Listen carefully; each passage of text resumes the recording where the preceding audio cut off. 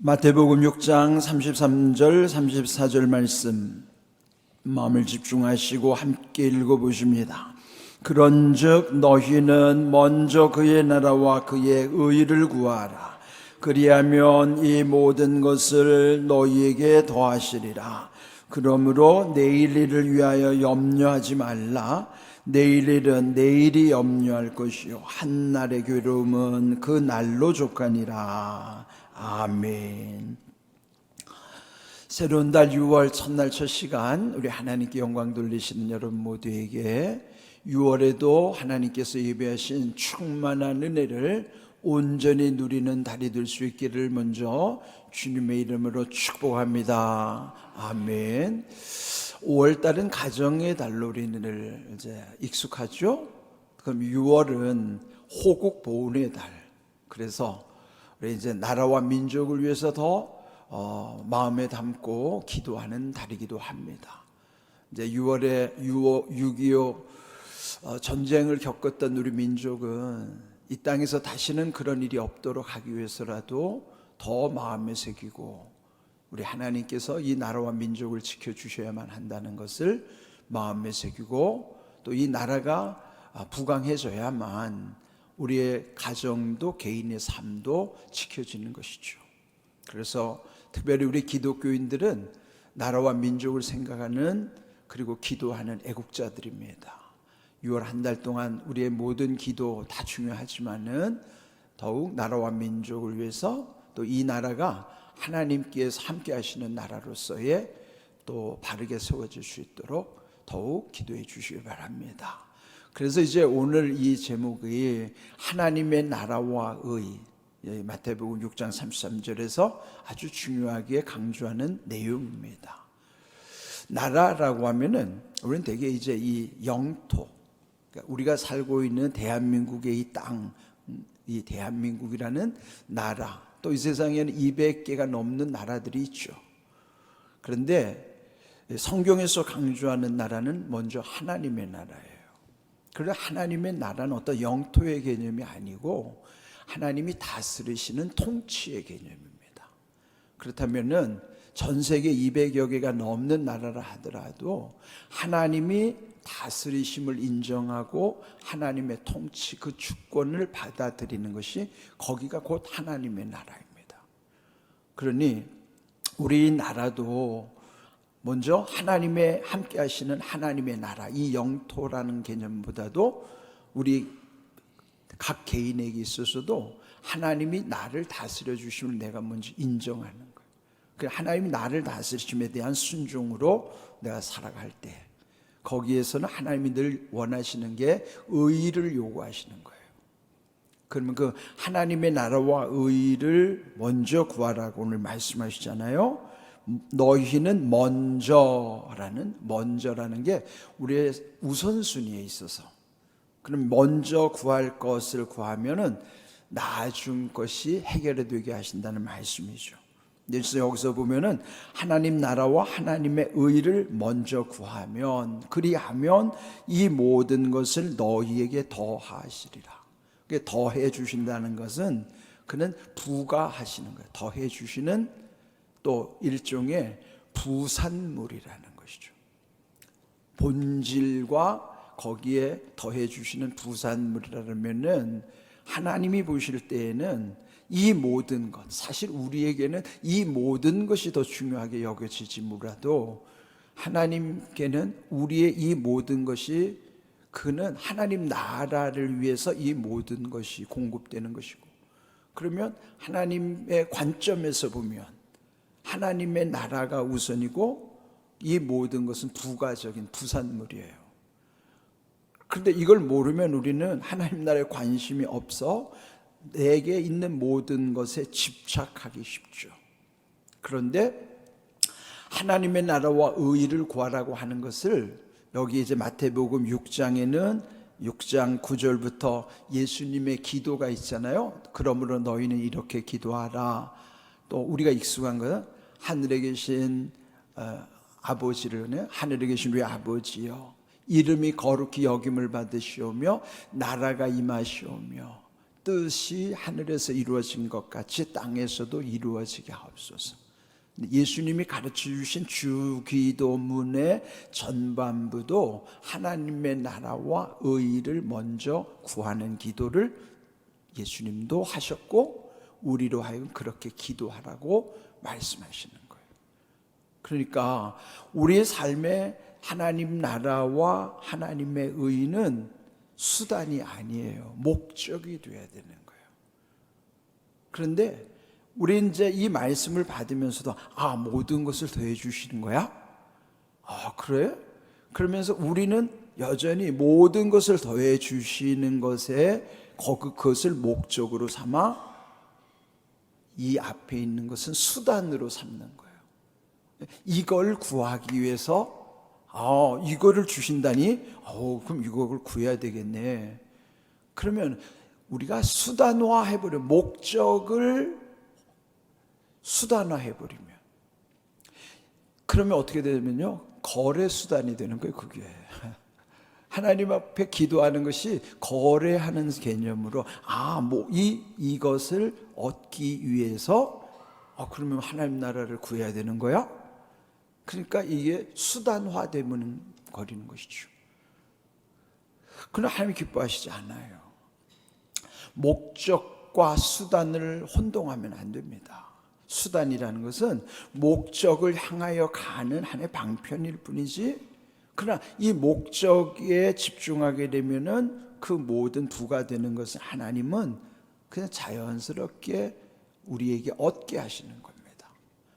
그러므로 하나님의 통치하심, 하나님이 우리 개인을 다스릴 뿐만 아니라 이 나라와 세계를 다스리시는 것에 대한 통치, 그 목적을 이해하고, 또 하나님의 의라고 하는 의라는 것은 우리의 뜻으로 말하면 옳을 의자잖아요. 옳다는 거예요. 하나님이 옳은 것이 진리인데 우리가 생각할 때 각각 다 자기 의가 있어요. 그 자기 의라는 거면 자기가 옳다고 여기는 것, 그는 사람마다 다 달라요. 다 옳다고들 말해요. 옳다고 말하는 걸 가지고 싸워요. 그게 무슨 뜻이에요? 자기가 옳다고 하는 자기 의는 그게 뭡니까? 불완전한 것이고 그건 죄예요. 하나님의 의는 완전한 의이기 때문에 그 하나님이 옳다고 여기시는 것이 진리이지, 하나님의 의와 자기 의는 완전히 다른 거예요. 자기 의라는 건 이기적인 교만이고 그걸 곧 죄라고 하는 거예요. 그러면 하나님의 의에 집중하지 않으면 자기 의에 집착하게 되는 거예요. 제가 집중과 집착을 왜 구분하는가 하면은, 집착이라고 하는 건 거기에 딱 들러붙어 가지고 떨어지지 않아서 그것만 다인 줄 알고 그게 전부라고 여기는 거예요. 자, 돈에 집착해요? 그러면 돈이 다인 것이고 돈밖에 안 보여요. 그런데 세상에 돈 아닌 소중한 것이 얼마나 많은데요. 만약에 자식에 집착해버리면 자식밖에 안 보여요. 여러분이 소중히 여기는 모든 집착하는 것, 거기에 딱 꽂혀서 떨어지지 못하는 순간 그것밖에 안 보여요. 그럼 나머지 다 잃어버리는 겁니다. 집중이라는 건요, 들러붙는 게 아니에요. 집중이라는 거는 그 집중하는 것을 통해서 모든 것이 다 보여지게 하시는 거예요. 왜 우리가 예수님께 집중해야 되는가 하면, 예수님을 통해서 하나님을 만나게 하시고, 예수님을 통해서 세상을 보게 하시고, 예수님을 통해서 나를 알게 하시기 때문에, 예수님은 집착의 대상이 아니라 집중함으로써 모든 것이 다 예수님 안에서. 그래서 에베소서 1장 10절에도 하늘에 있는 것이나 땅에 있는 것이 그리스도 안에서 통일이 되게 하려 하십니다 그러잖아요. 그런 통일이 되는 거예요. 연결이 되고 하나가 되게 하시는 겁니다. 우리는 집착이 문제죠. 하나님은 먼저 예수님께 집중하라고 말씀하시는 거예요. 그렇다면 여기 오늘 하나님의 나라와 하나님의 의라고 하는 것은 죄가 없는 상태예요. 죄가 없는 분만이 죄의 문제를 해결해 주실 수 있는 것이지, 죄인인 우리는 의롭지도 못하면서 자기 의에 집착해서 자기 의를 가지고 남을 정죄하고 자기 의가 그게 다인 줄로 하는, 그 자기 의라는 것은 죄예요. 하나님의 의를 왜 먼저 구하라고 그러면 하나님의 나라와 하나님의 의에 집중해야만 자기 의에 빠지지 않는 거예요. 자기 그 죄의 문제도 의로우신 분만이, 죄 없으신 의로만이 불의함을 해결할 수 있는 거예요. 그러니까 하나님의 의와 자기 의는 완전히 이거는 충돌할 수밖에 없어요. 그래서 먼저 구하는 것이 하나님 나라와 하나님의 의에 집중하면은 이 세상의 나라에도 하나님의 의가 흘러오게 하시고, 하나님의 의 가운데 우리 자기 의로 범하는 모든 죄에 범하지 않는 거예요. 그래서 여기에 먼저 해야 될 것 우선순위를 기억하면서 6월 호국 보훈의 달이라고 하지만은 이 나라가 잘 되는 비결도 하나님 나라에 집중하는 것이고, 하나님의 의가 이루어질 때만이 그 나라가 바르게 서는 거예요. 안 그러면은 하나님의 의 아닌 곳에는요, 불의가 그냥 거기에 성행하는 거예요. 불의가 뭡니까? 나라가 불의해지는 것은 비리의 온상이 되는 거예요. 하지 말아야 될 걸 하고 해야 될 거 안 하는 거예요. 만약에 공직사회라고, 나라라고 하는 공적인 이 토대 속에서 특별히 공직을 맡은 하나님의 사람들, 공직은 나라에서는 공무원이지만은 하나님 앞에서 공직은 성직자들이에요. 공이라고 하는 개념은 나라의 공무원만 있는 게 아니에요. 공적 관계는 개인의 사적 관계가 아닌 모든 공동체에 미치는 다 공개념이에요. 나라의 공무원의 뜻이 하나님 앞에서 가장 공적인 관계는 하나님과의 관계란 말이에요. 그러니까 하나님의 공적 관계에서 제일 중요한 건 공의를 붙잡고 살아가는 거예요. 그럴 때 하나님 두려워하는 것이 내가 사는 길이고, 하나님을 두려워함으로써 잘 되는 거예요. 공직자들은 법을 두려워하잖아요. 공무원들은 뭐든지 다 법대로 하지 않으면 자기가 당하기 때문에. 그래서 불법, 탈법 그거 하면 안 되는 거죠. 나라의 기강이 바로 서려면은 해야 할 것과 하지 말아야 될 것이 분명한 것처럼 하나님도 우리에게는 해야 할 것과 하지 말아야 될 걸 분명하게 알려주시는 거예요. 그 계명이죠. 해야 할 것 하지 않고 하지 말아야 될 것 하면 그게 죄가 되는 거거든요. 그거를 혼동시키는 게 뭐예요? 그게 마귀가 하는 짓이에요. 마귀는 우리를 혼돈시켜가지고 죄를 짓게 만드는 거예요. 옳은 것을 옳지 않게 여기고 옳지 않은 걸 옳은 것처럼 착각하게 만들어가지고 죄를 범하게 하는 게 이게 사단의 전략이란 말이죠. 그런데 이건 우리가 하나님 먼저 해야 될 거, 하나님의 나라와 하나님의 의를 구하지 않으면은 더 거기에 다 속는 겁니다.